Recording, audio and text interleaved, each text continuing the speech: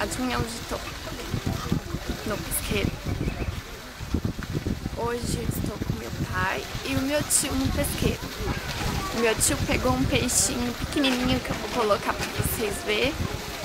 E meu pai pescou uma vara que um piau levou.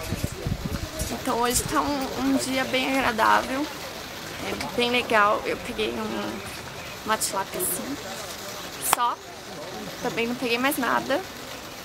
Assim, não tá um dia que tá pescando bastante, mas tá um dia bem legal. Então veja meu tio pegando o peixe.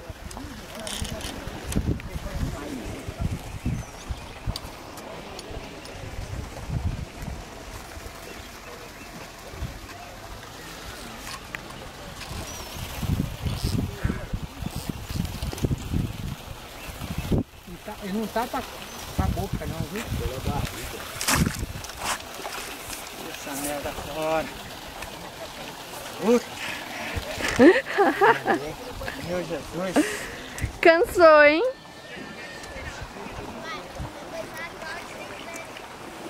Acabou de escapar, ó. Escapou, é. Agora a grande você pegou aí, ó. Aí, rapaz, aqui, ó. Filma aqui, ó.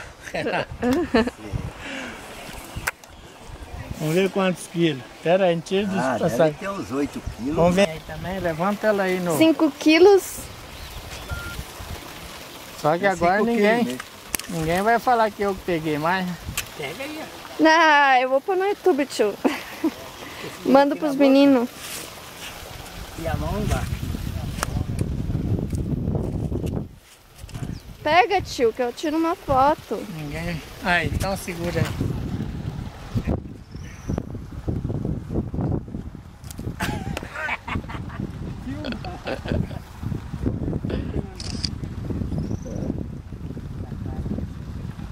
Eita, peraí.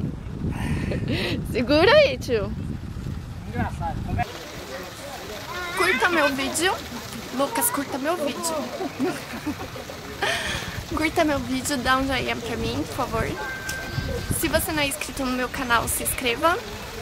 E passa lá no blog, tá? do avesso.blogspot.com.br e veja as atualizações. Um beijinho e até a próxima.